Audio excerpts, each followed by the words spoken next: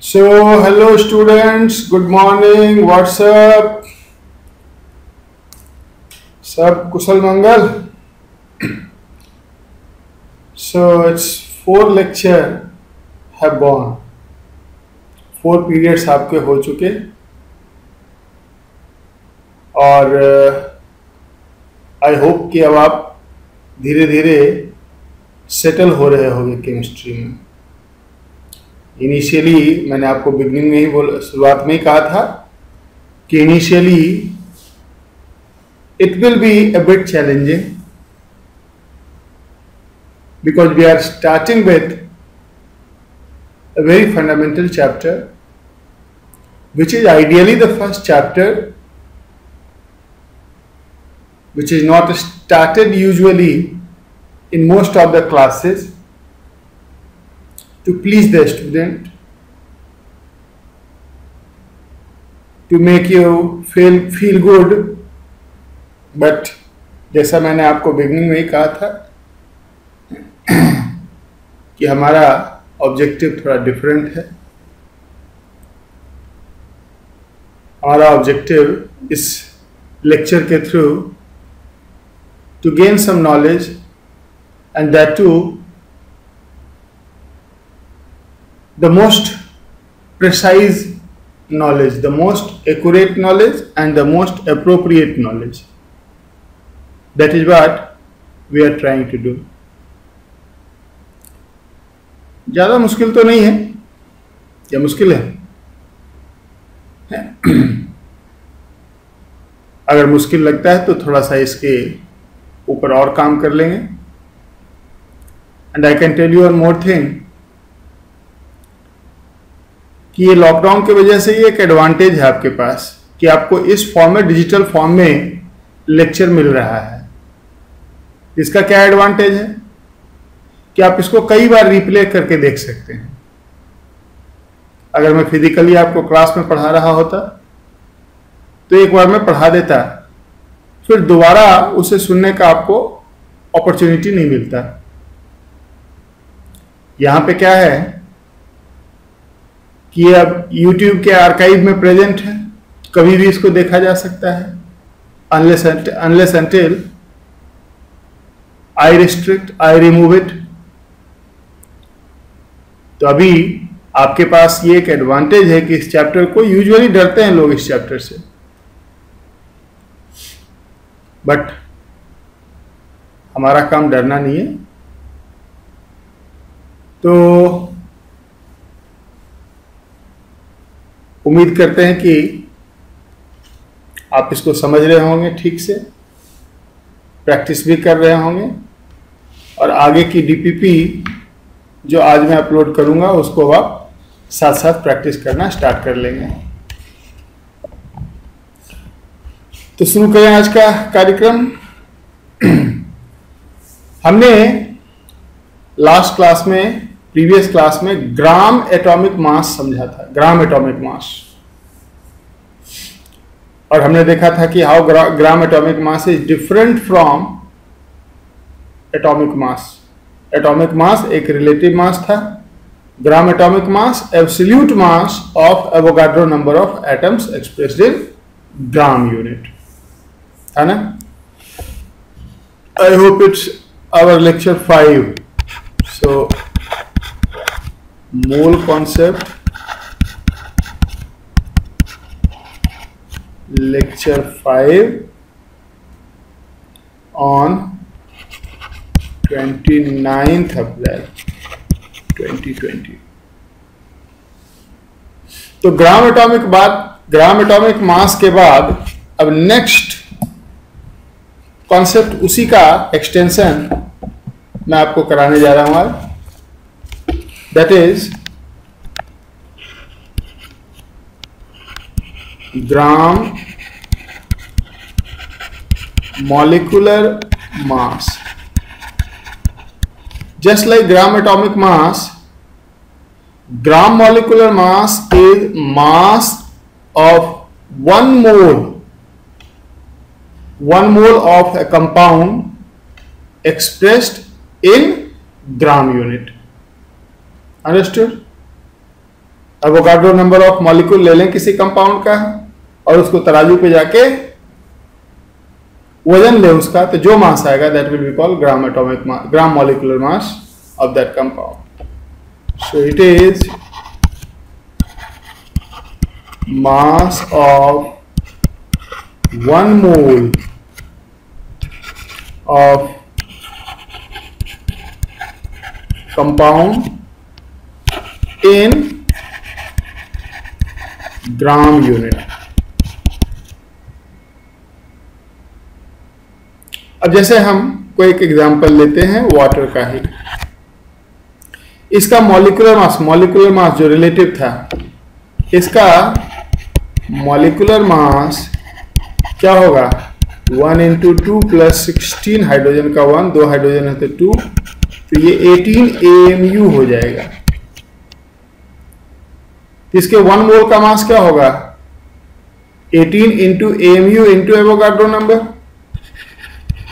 Mass of 1 mole water will be equal to 18 into AMU mass into Avogadro number.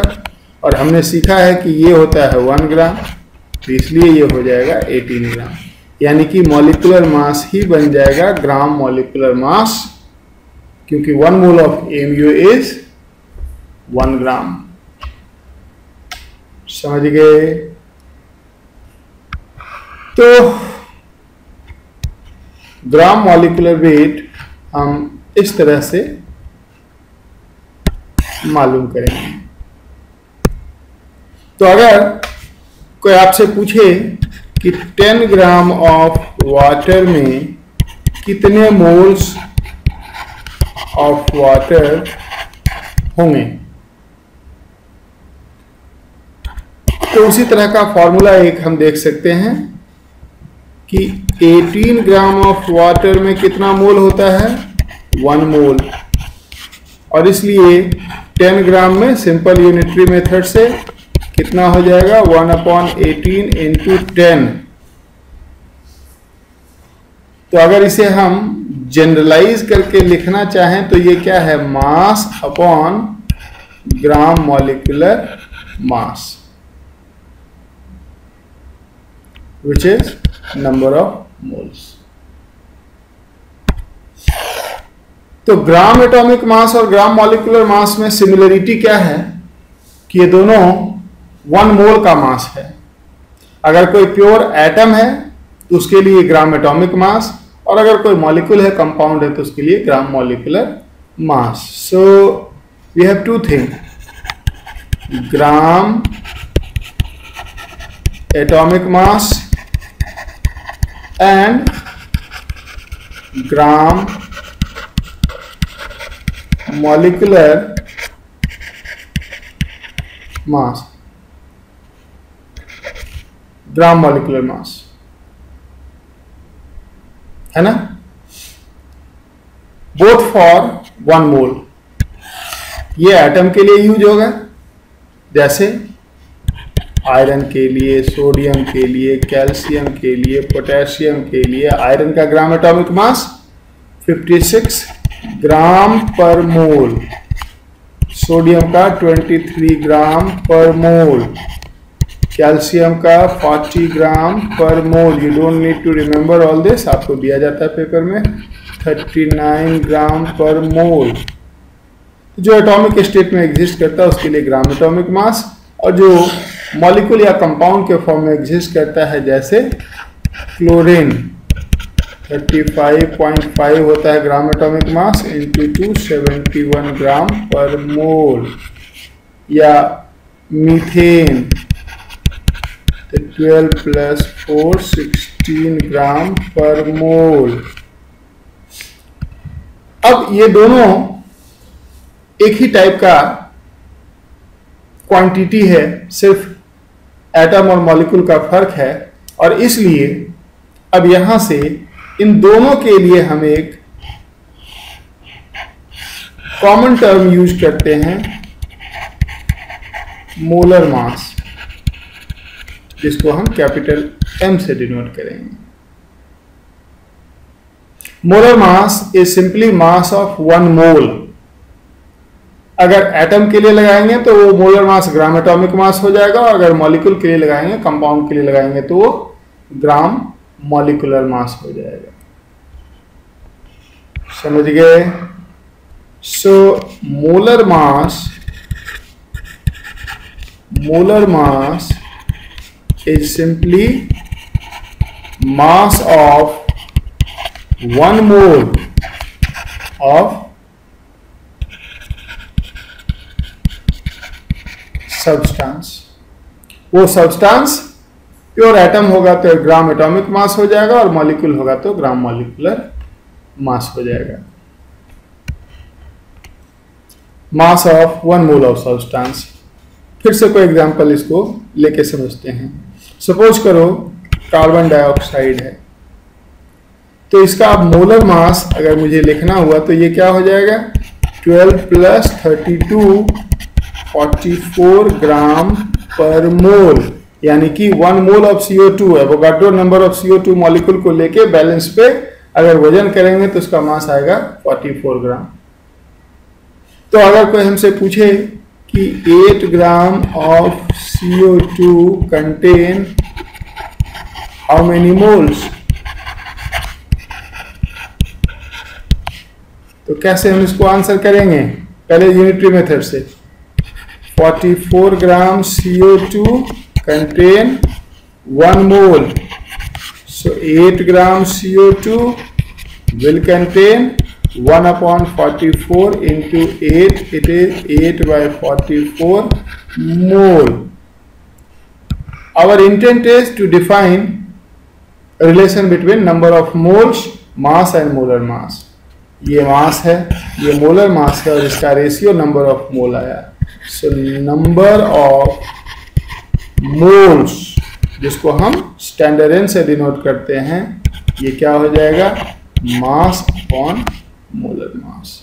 This is an important relation we will be using today for so many calculations. So gram atomic mass, gram molecular mass clear, और molar mass, number of moles and mass में क्या relation है? मास को divide कर दो molar mass से तो number of moles आ जाएगा। Now let us use it. इसको यूज करते हैं for different type of calculation. Direct वो भी कैलकुलेशन आता है, plus rest of the physical chemistry में you will be using everywhere, हर जगह हम उसे यूज करते हैं। ठीक है? Start with a simple situation. कर रहा है determine number of atoms present in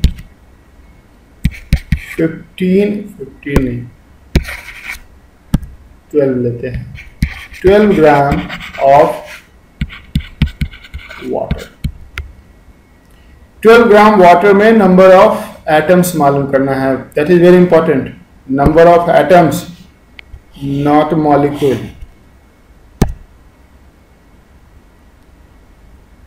water के एक मॉलिक्यूल में 3 एटम्स हैं, 2 हाइड्रोजन के और 1 ऑक्सीजन के। तो अगर हम नंबर ऑफ मॉलिक्यूल्स मालूम कर लें वाटर का, 12 ग्राम में कितने मॉलिक्यूल्स हैं, बाद में उसको 3 से मल्टीप्लाई कर देंगे, क्योंकि एक मॉलिक्यूल में 3 एटम, तो जो भी मॉलिक्यूल आएगा उसको 3 से मल्टीप्लाई करेंगे, टोटल नंबर ऑफ एटम्स आ जाएगा ना। तो अगर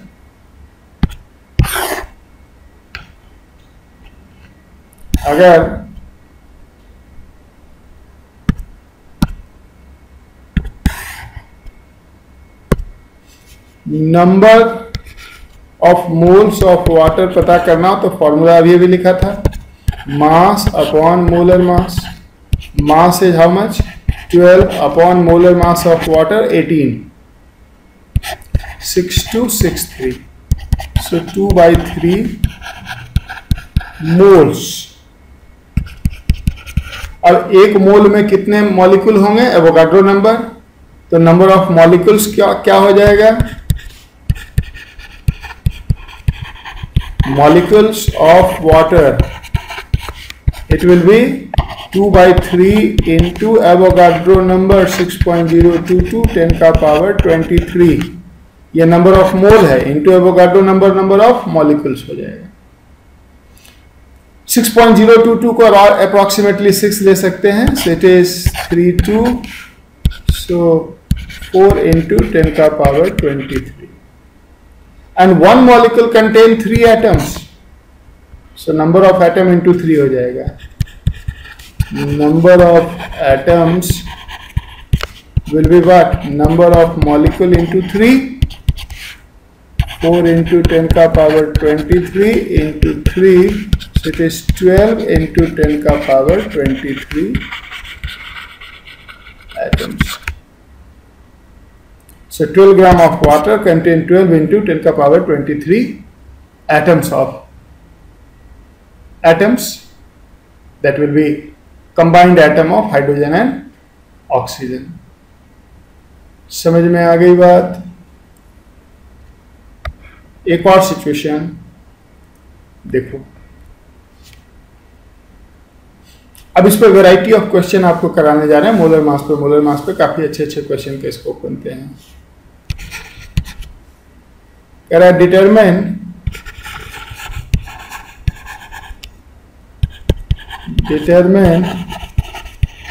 mass of glucose which contain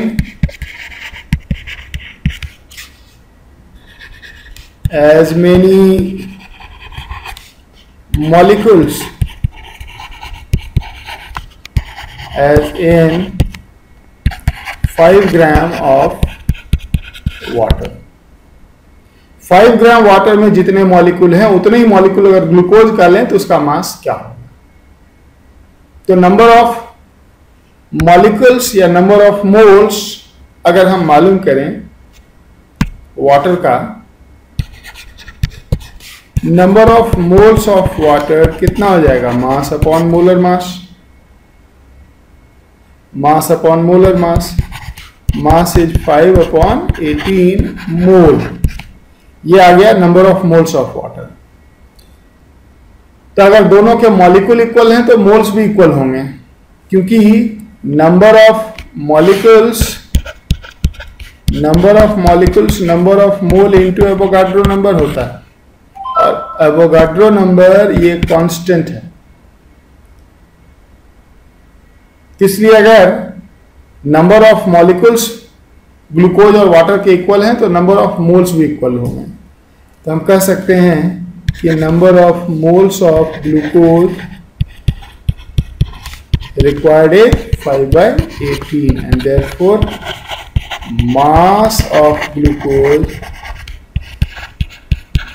will be what, n into m,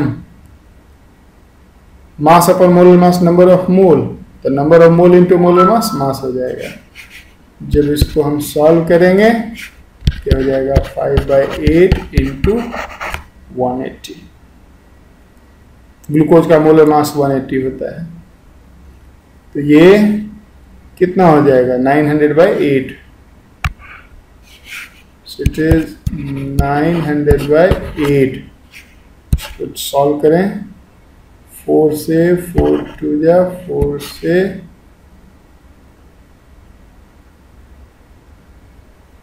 22, 4 2 जा 8, 1 9 1 5 15, तो 4 3 जा 900/4 करेंगे तो 900 divided by 4 is 225, so it will be 112.5 gram. So 112.5 gram of glucose and 5 gram of water में number of moles equal होगा। समझा? एक और सिचुएशन देखो,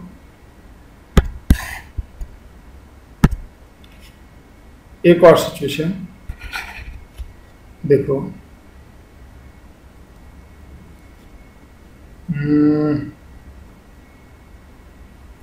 कह रहा है what mass of heptane contain 10 का power 24 atoms. That is very important to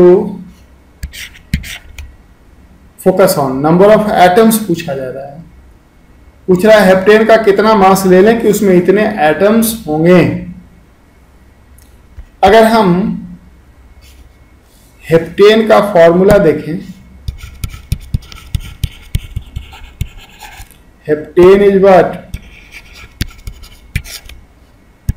heptane is C7H16 और इसमें 23 atoms, has 23 atoms in one molecule.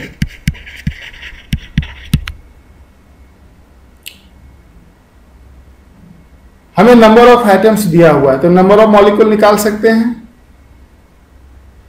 23 atom में 1 मॉलिक्यूल, तो 10 का पावर 24 एटम में, therefore 10 का पावर 24 atoms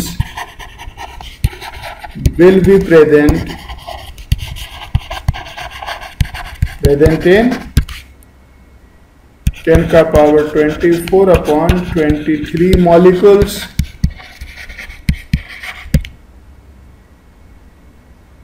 अब नंबर ऑफ मॉलिक्यूल्स अगर आ गया हेप्टेन का, तो number of moles into Avogadro number होता है नंबर ऑफ मॉलिक्यूल्स। तो नंबर ऑफ मॉलिक्यूल्स को अगर हम एवोगाड्रो नंबर से डिवाइड कर दें तो नंबर ऑफ मोल आ जाएगा। Therefore number of moles will be what? 10 का पावर 24 अपॉन 23 डिवाइडेड बाय 6.022 10 का power 23।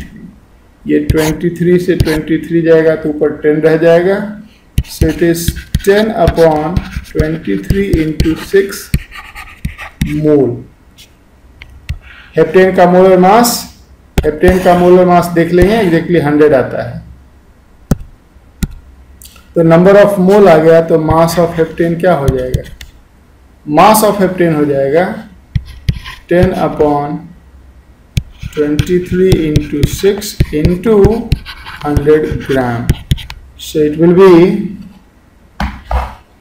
1000 divided by 23 divided by 6, 7.24 gram. 7.24 gram. So this much mass of heptane will contain 10 का power 23 atoms.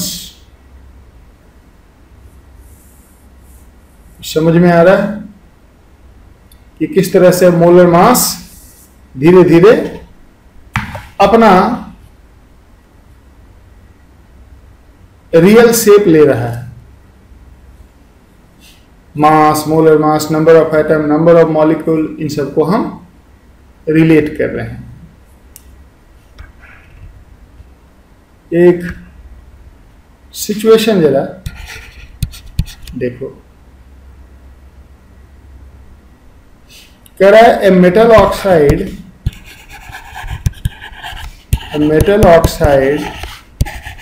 Has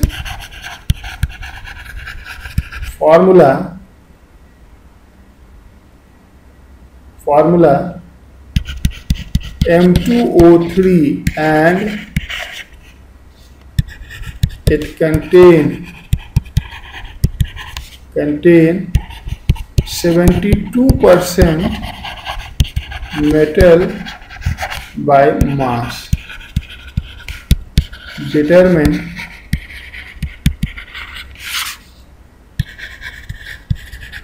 molar mass of metal. एक situation है, formula दिया हुआ metal oxide का। अगर metal oxide का 100 ग्राम ले लें, मेटल ऑक्साइड का 100 ग्राम ले लें, तो उसमें 72 ग्राम मेटल होगा एंड रेस्ट 28 ग्राम ऑक्सीजन होगा। उसी तरह से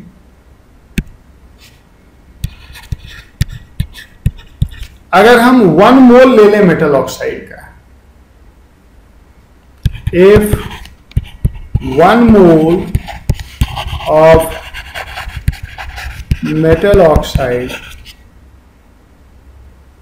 तो 1 मोल मेटल ऑक्साइड का मास क्या होगा? मेटल ऑक्साइड का मोलर मास का मास 2 into molar mass of metal, metal का मोलर मास m ही ले रहा हूं मैं, अब प्लस 3 इंटू 16, कितना हो जाएगा? 2m प्लस 48 ग्राम। ये 1 मोल मेटल ऑक्साइड का मास है। कोई भी मास लेंगे तो उसमें 72% मेटल होगा, 1 मोल लेंगे तो उसमें भी 72% मेटल होगा। और एक्चुअली 1 मोल में मेटल है कितना ग्राम? 2m ग्राम। तो बताओ इस टोटल मास का 72% 2m होगा कि नहीं? क्योंकि इस टोटल मास में मेटल कितना है? 2m ग्राम, और मेटल है कितना? 72%। तो टोटल मास का 72% 2m होगा। सो 2m प्लस 48 का 72/100, बताओ ये 2m होगा कि नहीं? समझ में आया? हमने 1 मोल लिया कंपाउंड का, 1 मोल कंपाउंड का मास हो जाएगा मोलर मास, उसके अंदर मेटल 2m और वो 72%। इसको अगर हम सॉल्व कर लें, सिंप्लीफाई करें, तो ये कितना आ जाएगा? थोड़ा इसको सिंप्लीफाई करते हैं। 4 से मैं इसको कैंसिल करता हूँ, 4 से 18, इधर 25, इस 25 से क्रॉस मल्टीप्लिकेशन कर लो, 18 into 2 36m plus 48 into 18 is equal to 25 into 2 50m। 50m में से 36m उधर चला जाएगा, सब्ट्रैक्ट हो जाएगा, तो 14 बचेगा। सो 14m is equal to 48 into 18। So m is equal to 48 into 18 upon 14। कितना हो जाएगा ये? 48 into 18 divided by 14, 48 into 18 divided by 14, it is 61.7, approximately ले सकते हैं 62 ग्राम। तो इस तरह से हम मोलर मास को सॉल्व कर रहे हैं। इसको एक अल्टरनेटिव तरीके से मैं बताता हूं। M2O3 में अगर 72% मेटल है तो 28% ऑक्सीजन भी है, और इसका 1 मोल का मास अभी हमने देखा था 2m प्लस 48 है। इसके अंदर ऑक्सीजन कितना है? 48 ग्राम इस टोटल मास में, और ऑक्सीजन बाय परसेंटेज कितना है? 28। तो बताओ इसका 28% 48 होगा कि नहीं? So 2m प्लस 48 का 28/100 इज 48। इसका बेनिफिट क्या होगा? ऊपर में राइट साइड में भी m आ गया था, सब्ट्रैक्शन वगैरह करना पड़ा था, इसमें डायरेक्ट ही m आ जाएगा। इधर 4 से इसको सिंप्लीफाई करते हैं, 4 7 जा 28, 4 से इधर 12, सो 1200, 7 into 2 14m, अब plus 48 into 7 is equal to 1200. So m will be 1200 minus 48 into 7 divided by 14. Simplify कर दें, वही आ जाएगा 48 into 7, 48 into 7, 336, 1200 minus 336 divided by 14, 61.7, 62 ग्राम पर मोल।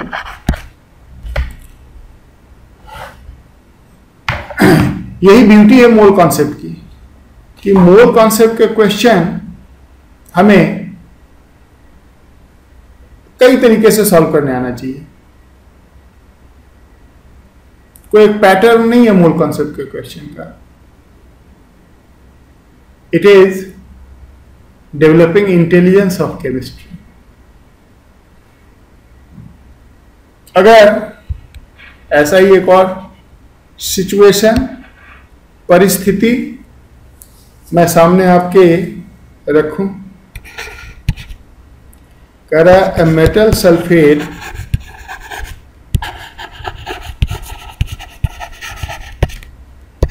MSO4, a metal sulfate MSO4 has 36% metal by mass. Determine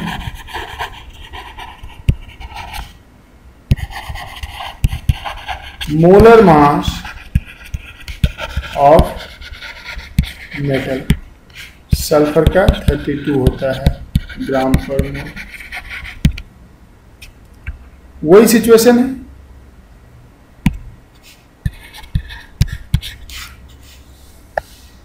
similar situation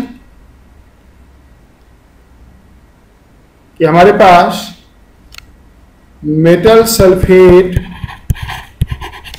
अगर इसके 1 मोल का मास लें तो क्या हो जाएगा, m plus 32 plus 4 into 16 m plus 96 ग्राम। ये 1 मोल का मास है और 1 मोल के अंदर मेटल कितना है, m ग्राम। 1 मोल के अंदर मेटल कितना है, 36%। कोई भी मास लेंगे 36% ही होगा। तो बताओ इस मास का 36% m होगा कि नहीं। Therefore m प्लस 96 का 36/100 इज इक्वल टू m। यहां से 4 से 4 9 जा 25, तो इधर हो जाएगा 9m plus 96 into 9 will be 25m। So 25 में से 9 चला गया 16, सो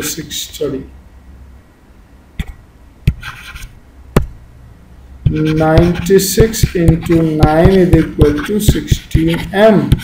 16 6 जा 96, so m is equal to 54 ग्राम पर मोल।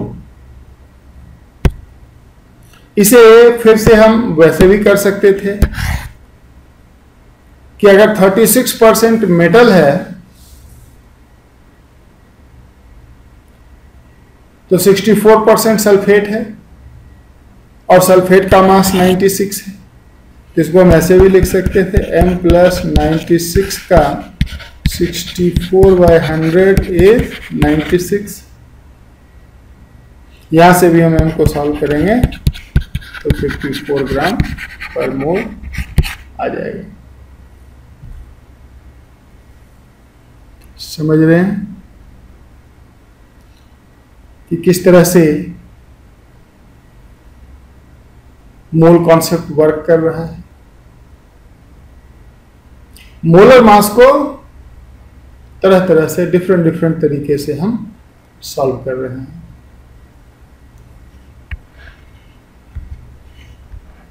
अब एक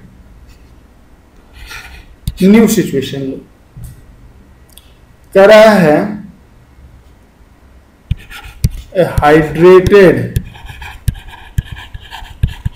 hydrated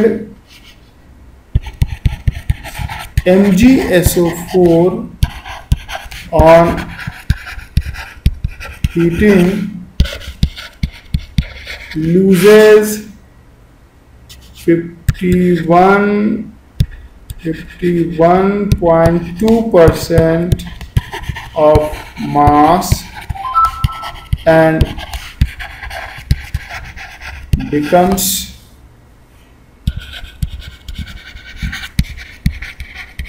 anhydrous. Derive formula of hydrated salt magnesium का एटॉमिक मास 24 ग्राम पर मोल है, ग्राम एटॉमिक मास। काफी कुछ सिचुएशन वही है जो हम सॉल्व कर रहे हैं अभी।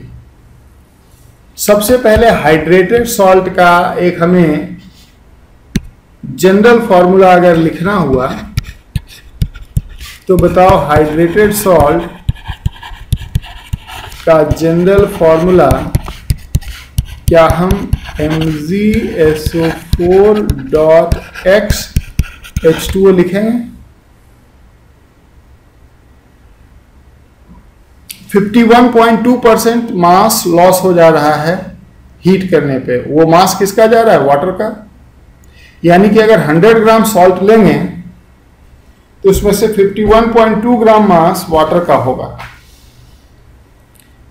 तो कोई भी मास लेंगे तो उसका 51.2% उसमें वाटर होगा इस सॉल्ट का।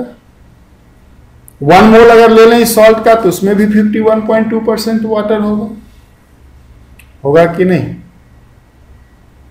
और 1 मोल के अंदर वाटर का x मोल है तो उसका मास क्या हो जाएगा? 18x।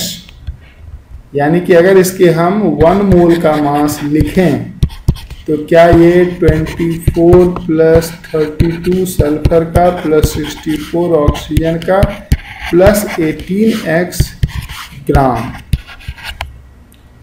4 2 6 4 10 1 6 1 7 3 10 2 12 120 प्लस 18x ग्राम।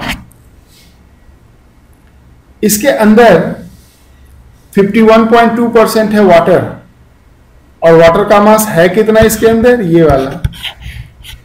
ये मास इस टोटल का 51.2% होगा कि नहीं? तो क्या हम लिखेंगे? Therefore 120 प्लस 18x का 51.2 अपॉन 100 इज 18x। अब हाइड्रेटेड सॉल्ट है तो x का एक होल नंबर वैल्यू आएगा, और इसलिए कैलकुलेशन करते समय थोड़ा बहुत हम राउंड ऑफ भी कर सकते हैं। x का हमें एक लमसम वैल्यू आ जाएगा। तो यहां से अगर हम इसे सॉल्व करना चाहें, ये देखो मैं इसको लगभग सॉल्व कर दे रहा हूं। तो ये 120 plus 18x is equal to 36x। So x will be equal to 120 divided by 18 ये अप्रॉक्सीमेटली 7 है, 18 7 जा 126 होता है। यानी कि फॉर्मूला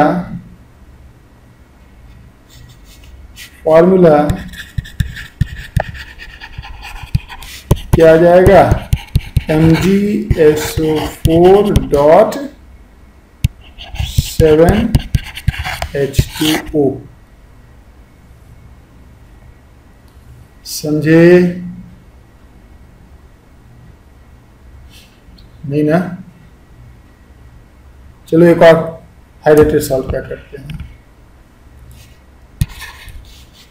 कह रहा है 5 gram of hydrated zinc sulfate on heating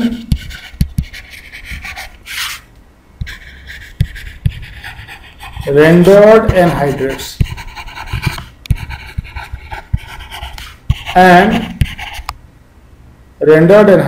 and gives 4 gram of solid residue. Deduce formula of hydrated salt. Hydrated salt का फॉर्मूला बताना है।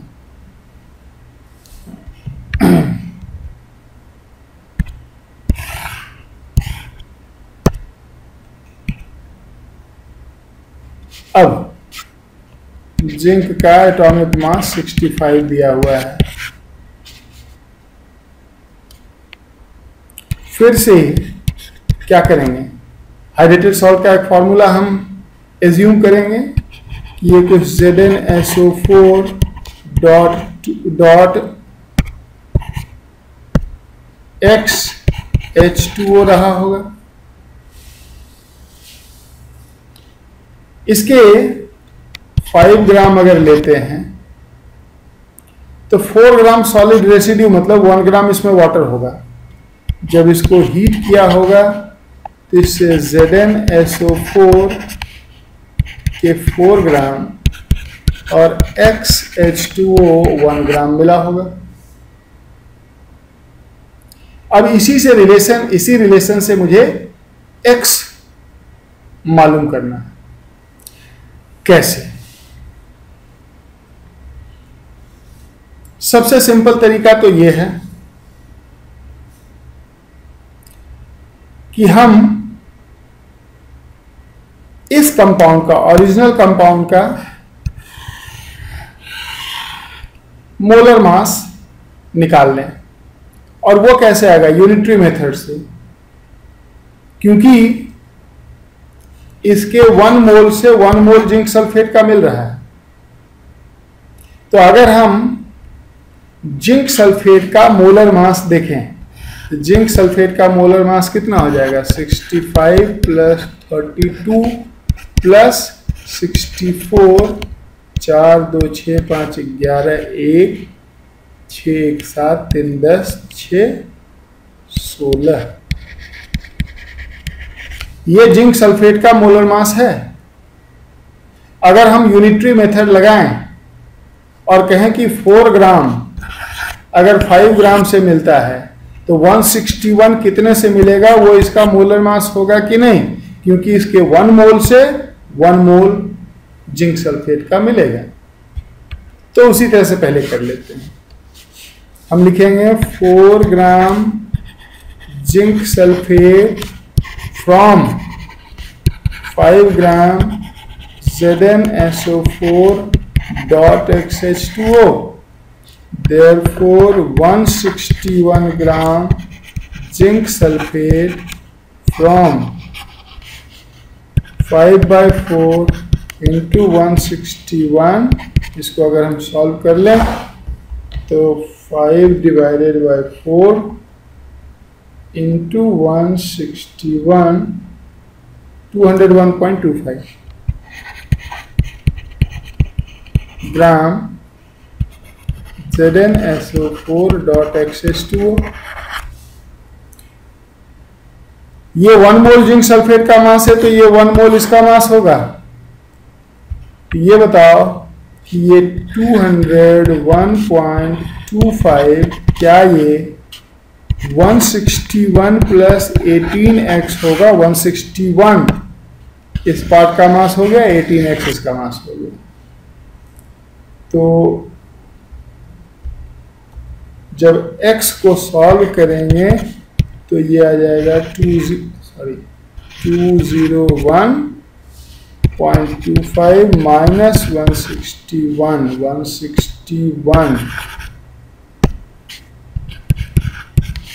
डिवाइडेड बाय 18 और ये 40.25 बाय 18 अप्रॉक्सीमेटली 2 आ जाएगा। और इसलिए सॉल्ट का फॉर्मूला हो जाएगा क्या? सॉल्ट का फॉर्मूला हो जाएगा ZnSO4.2H2O। समझ गया? एक अल्टरनेटिव तरीका इसके करने का देखो।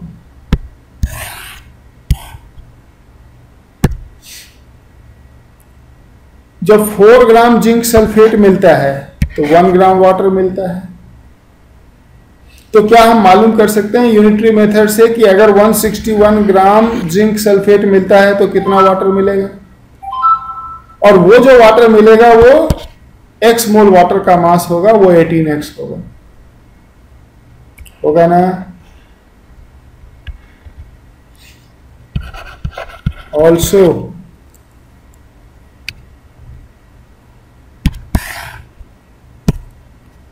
4 gram zinc sulfate then 1 gram water.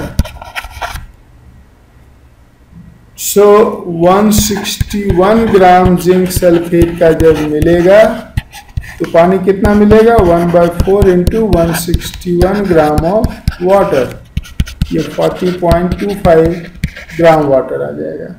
और ये 40.25 ग्राम ऑफ वाटर 18x होगा ना? यहां से फिर x की वैल्यू वही अप्रॉक्सीमेटली 2 आ जाएगी। समझ रहे हैं? तो मोलर मास को डिफरेंट एंगल से हम देख रहे हैं। ये सब अगर आपको सॉल्व करने में डिफिकल्टी आती है तो आप इसको 2 बार देखो, 3 बार देखो, और तब भी नहीं समझ में आती है तो मैंने आपको एक डाउट का टाइम भी दे रखा है 5 to 6 VSEE VC के थ्रू आप मुझसे कनेक्ट भी हो सकते हैं और क्लैरिफाई कर सकते हैं अपने डाउट को।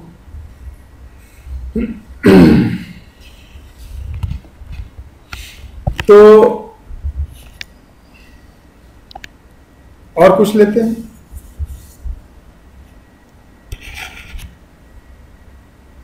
एक सिचुएशन लेते हैं, कह रहा है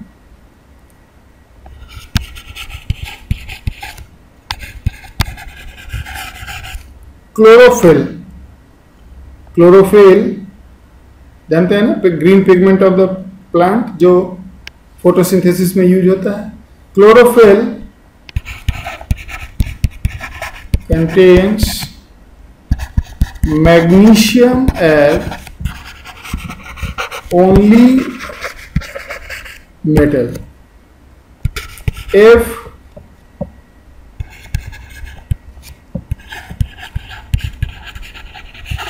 chlorophyll has 0.06% metal by mass, determine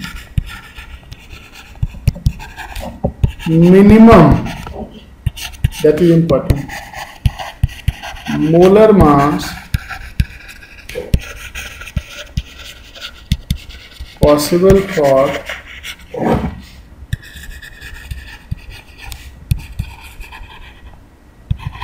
chlorophyll. Magnesium का मोलर मास गिवन है 25 ग्राम पर मोल। सिचुएशन को इमेजिन करने आना चाहिए और कुछ नहीं। अगर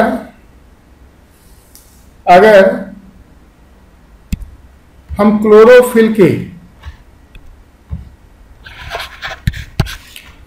क्लोरोफिल के एक मॉलिक्यूल लें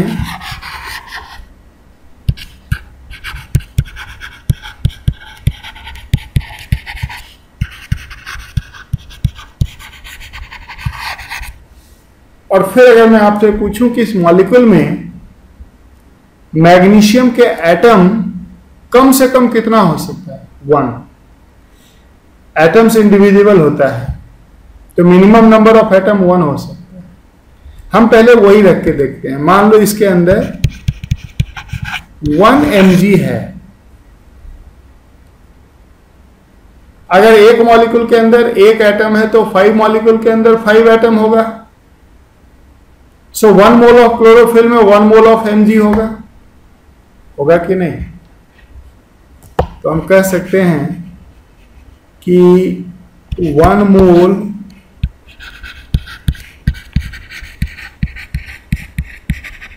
क्लोरोफिल में 1 मोल mg और 1 मोल mg का मतलब 24 ग्राम mg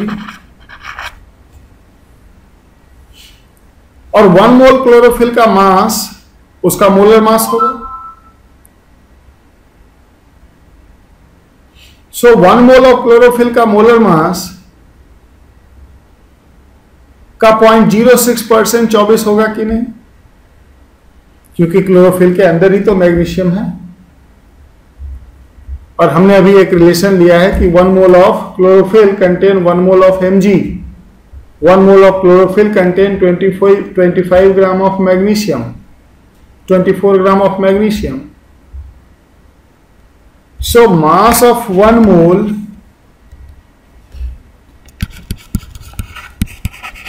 molar mass of chlorophyll अगर हम m ले लें तो इस m का 0.06% 24 होगा कि नहीं? क्योंकि उसमें मैग्नीशियम कितना है? 0.06%। तो 1 मोल लेंगे तो उसमें भी 0.06% होगा। अब 0.06% m का अगर ले तो वो 24 होगा क्योंकि 1 मोल में 24 ग्राम मैग्नीशियम प्रेजेंट सिचुएशन में हमने देख रखा है। तो यहां से अगर हम इसको सॉल्व कर दें तो m क्या आ जाएगा? m आ जाएगा 24 into 100 divided by 0.06, so it will be into 100 करके डेसिमल निकाल दो तो 644 पे 40,000 ग्राम पर मिनट। अब पॉइंट ये है कि ये मिनिमम कैसे हुआ। तो हमने ये एक एजम्पशन लिया था पीछे कि 1 mole of mg contain 1 mole of chlorophyll contain 1 mole of mg। अगर हम ये एज्यूम करें कि एक मॉलिक्यूल के अंदर 1 mg नहीं है तो फिर क्या होगा? 2 होगा, 3 होगा, 4 होगा, होल नंबर में होगा।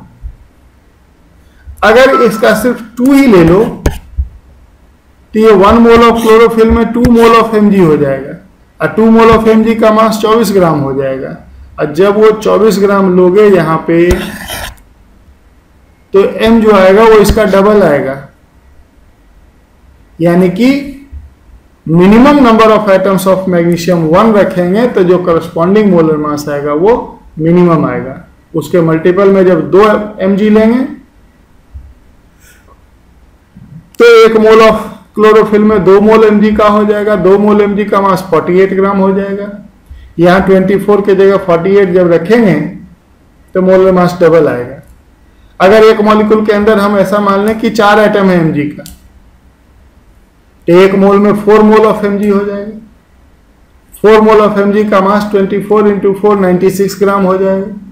और यहां जब 96 ग्राम रखेंगे तो मोलर मास क्या आ जाएगा, इसका 4 गुना आ जाएगा। तो जो अभी आया है मोलर मास वो मिनिमम मोलर मास है। समझे आप लोग? एक और सिचुएशन देखते हैं, इसी से मिलता जुलता है।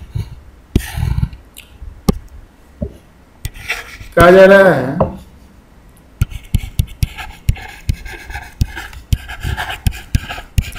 Haemoglobin contain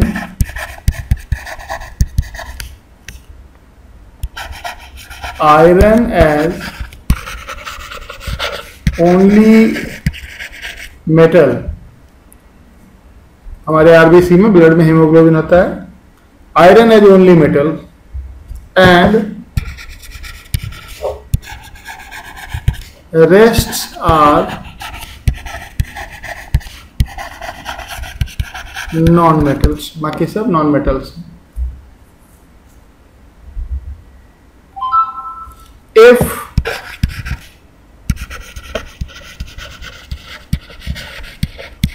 hemoglobin contain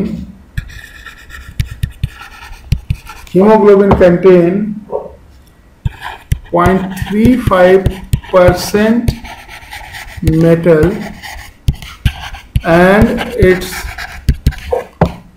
molar mass is 64,000 gram per mole, determine the number of iron atoms present in a molecule of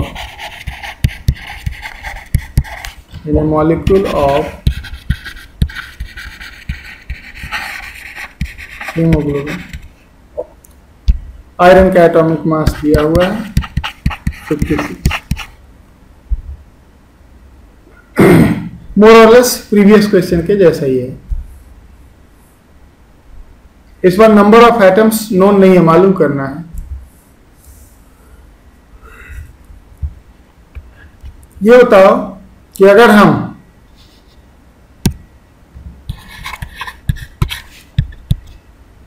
ये मान लें कि if one molecule of hemoglobin contain X atoms of iron, तो 1 mole of haemoglobin में X मोल iron हो जाएगा। 1 mole of hemoglobin will contain X mole of iron, और X मोल iron का मास क्या हो जाएगा? X mole of iron, X mole of iron means 56X gram of iron.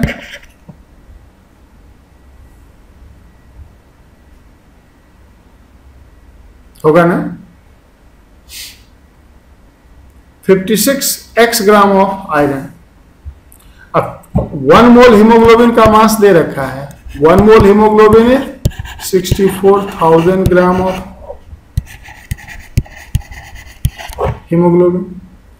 इतने ग्राम हीमोग्लोबिन में आयरन का मास 56X ग्राम और वो 0.35% है हीमोग्लोबिन का। तो क्या 64,000 का 0.35% 56X होगा? जब इसको सिंप्लीफाई करेंगे 2 0 2 0 तो X कितना आ जाएगा? यहां से X आ जाएगा 64 इंटू 3.5। मैं इसको लिख रहा हूं 64 इंटू 3.5 इस जीरो को 3.5 कर दिया मैंने, 35 से 10 मल्टीप्लाई कर दिया अपॉन 56। 8 से 8 8 जा 8 7 जा 7 से 0.5, so it is 4 atoms of iron per molecule of hemoglobin। समझ में आ रहा है क्या सॉल्व कर रहे हैं? कोशिश करना, समझ में आएगा ऐसा क्या है।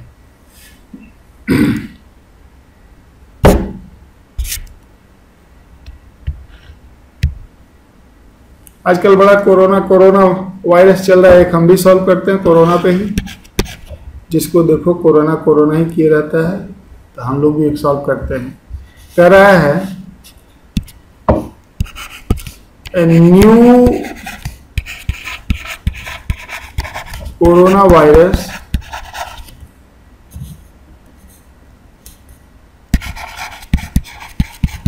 detected recently in China has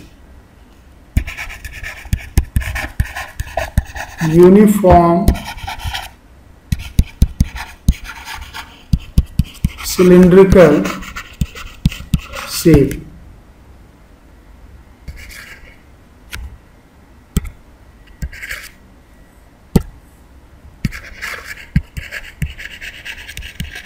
Diameter of the virus is 200 angstrom, length is 5000 angstrom, and density is 1.2 gram per cc। Determine molar mass of this virus।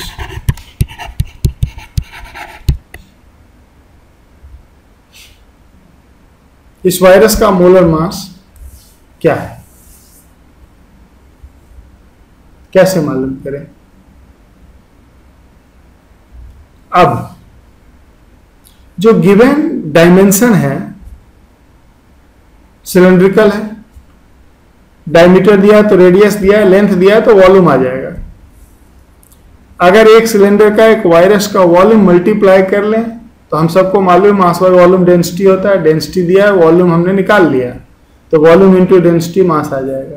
वो एक वायरस का मास होगा, इंटू एवोगाड्रो नंबर कर देंगे, 1 मोल का मास हो जाएगा। इतनी सी तो बात होती है, समझ गया ना? तो अगर वायरस को हम दिखाएं तो वो वायरस करा यूनिफॉर्म सिलिंड्रिकल है,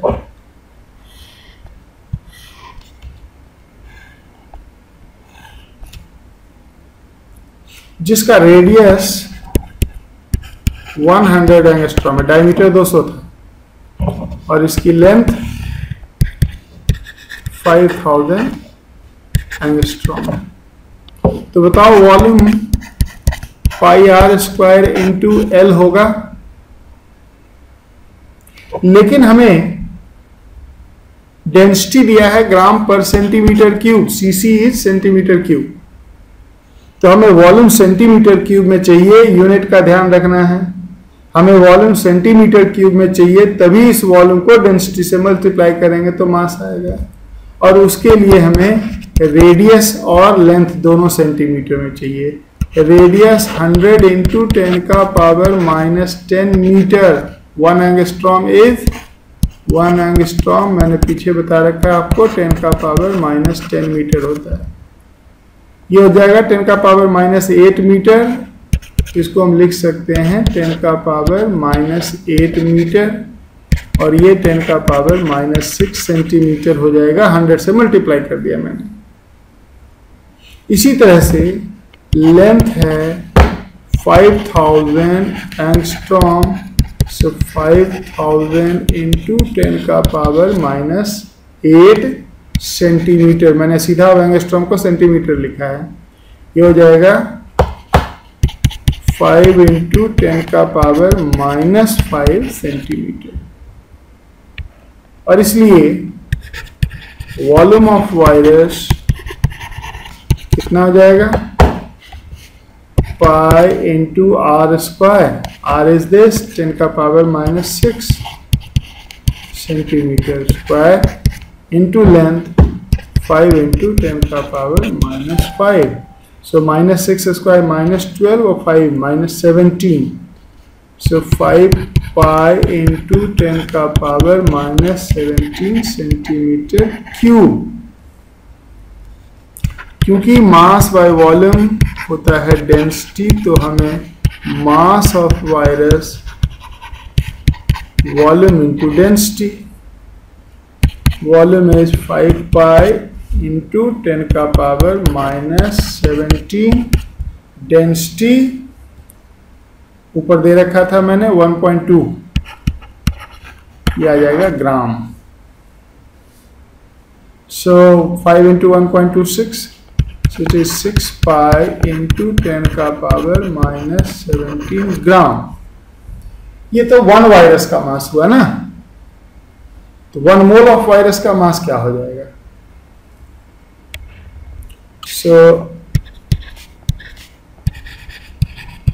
मास of 1 mole will be 6 into 3.14 into 10 का पावर -17, 14 पाई का वैल्यू रख दिया 3.14 इंटू 6.022 इंटू 10 का पावर 23 ग्राम। जब इसे हम सॉल्व करेंगे तो 17, 6, 23, 10 का पावर 6 उधर आ जाएगा, इधर आ जाएगा 6 इंटू 3.14 इंटू 6 ही ले लो इंटू 10 का पावर 6, ये हो जाएगा 36 इंटू 3.14, 113 है ये, 113 इंटू 10 का पावर 6 ग्राम। ये आ गया इस नए कोरोना वायरस का मोलर मास। मोलर मास पे काफ़ी अच्छे क्वेश्चन आईआईटी में आ रखे हैं और उसमें कुछ वैरायटी मैंने आपको करवाया। अब यहाँ पे एक बुक की ज़रूरत है, लेकिन अभी मार्केट में लॉकडाउन है, सो आई डोंट नो कि बुक्स वगैरह अवेलेबल है कि नहीं। वैसे मैं देख रहा था टेलीविज़न में बुक शॉप खोलने के लिए परमिशन दी गई है, तो अभी अगर मिलता है तो देख सकते हैं, नहीं तो फिर जब मिलेगा तब आप अरेंज करेंगे एक बुक, जिससे कि अब इस टाइप के क्वेश्चंस को सब्जेक्टिव क्वेश्चंस को सॉल्व करने के लिए भी प्रैक्टिस साथ में होना चाहिए। और थोड़ा सा उसमें ढेर सारे सॉल्व्ड एग्जाम्पल वगैरह भी हैं, तो इसलिए उस बुक को अब अपने साथ एक रेफरेंस बुक, एक टेक्स्ट बुक की तरह रखना है। उस बुक का नाम है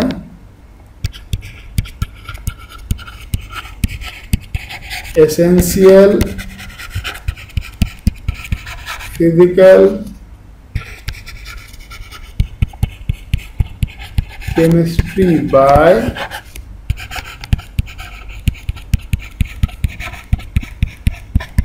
अरिहंत पब्लिकेशन। उसमें आपको ऐसे ढेर सारे और इससे भी ज्यादा अच्छे चैलेंजिंग बड़े बड़े क्वेश्चन आपको उसमें मिलेंगे।